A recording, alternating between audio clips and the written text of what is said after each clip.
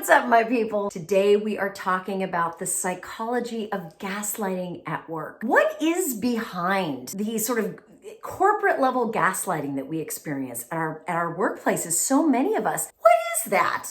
And what do we do about it? Like and subscribe. Tell me what you think. I read every comment. I live for it. And let me know what you think.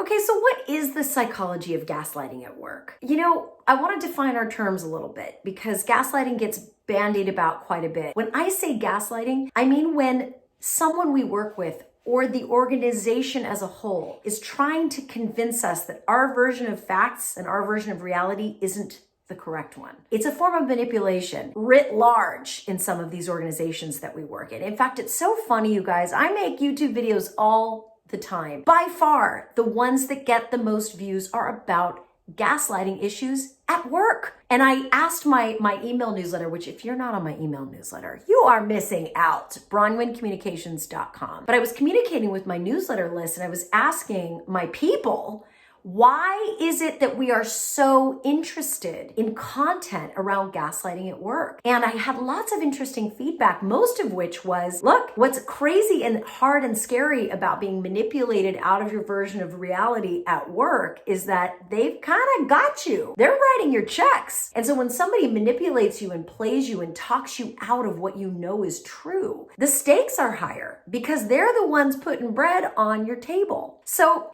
what I want to begin by is just establishing, look, dealing with gaslighters at work is tricky because they pay us to be there. So inherently, I understand the stress of it, why we put up with it, and why we fall prey to it. That's the first thing. But I think the question that I'm answering, the reason you're here right now is why do companies gaslight us? Why? You know, I think that human beings gaslight each other because there is a fear of truth.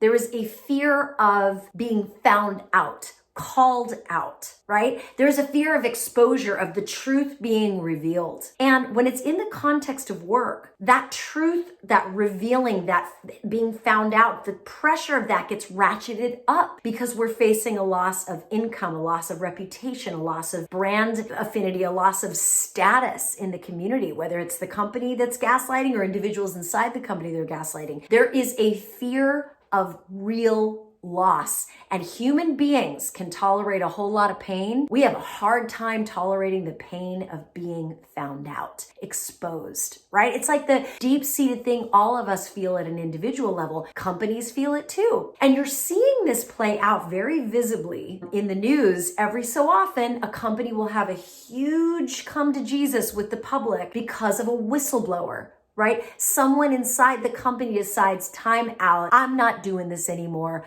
I'm calling bullshit. We saw it with Edward Snowden calling out the United States government. We saw it with the whistleblower at Facebook. There have been whistleblowers in the pharmaceutical industry, right? There comes a point in the consciousness where an organization can only gaslight for so long before somebody says enough. Right? And it plays out in every industry eventually. The thing about corporate level gaslighting is that it can't go on forever, right? It just can't. Somebody always cries uncle at some point. Also, I think the psychology behind corporate level gaslighting is quite specific in that sometimes the issues an organization is trying to message are so complex that there's a fear that the average person won't get it. So they simplify it until it's almost not even true anymore. Not because they're trying to manipulate and, you know, there's like the mustache twirling villain in the CEO's chair and they're like, let's lie to everybody. I don't think that's what it is. I think a lot of times the truth is so nuanced and so difficult to communicate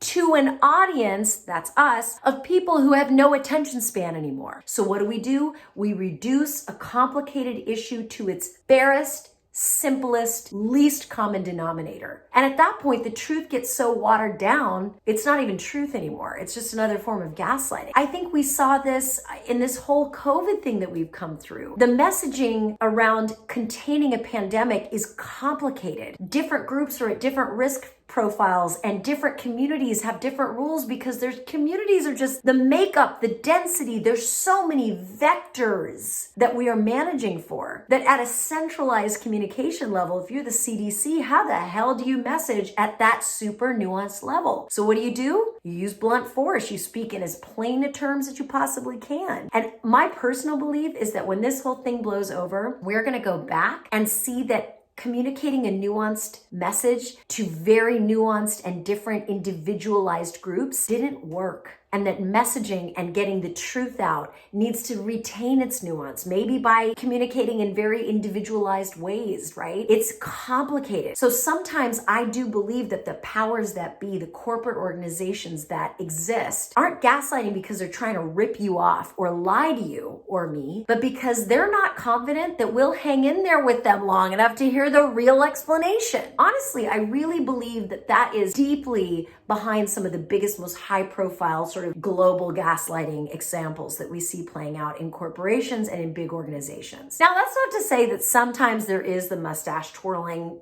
evil genius that is doing terrible things. I just think that's the exception, not the rule. It's not as exciting to say that it's mostly good people trying to do the best they can with what they know, which is sometimes limited and sometimes too complicated, but I do believe that that's the truth. But I think the other thing that's at play here at sort of when you look at the psychology of gaslighting within an organization, at our jobs, at our companies, is that at the end of the day, sometimes the meetings that we're in, sometimes the decisions that get made, sometimes the way that our organizations are set up is it feels like Hunger Games, right? Everybody's vying for the same resources. We're all trying to like muscle each other out and get what we need out of a budget, out of a corporate strategy meeting, whatever the hell it is, right? And there's this axiom among lawyers and attorneys, whoever frames the argument wins the argument. So if you're noticing that somebody's gaslighting in a meeting, it could be that they are trying to frame reality so that they can win that argument, right? Whoever gets the group to see the issue through a specific lens, a specific construct, they're going to be the ones that can make recommendations that get adopted. So when you see people kind of gaslighting in meetings and you're like, what the hell is going on? Remember that argument. Who frames reality wins. Whoever frames the argument wins. So you can use that to your own advantage. If you don't like the way the argument is being framed, reframe it. If you don't like the way reality is being portrayed, portray it. Get in there. It's like sometimes you got to play the game. I hope that was helpful. This is a really tricky, nuanced issue, and I'm so curious to hear what you think about it. As always, like and subscribe. Tell me what's resonating. I love hearing from you. And shine on. We need your light. I'll see you next time.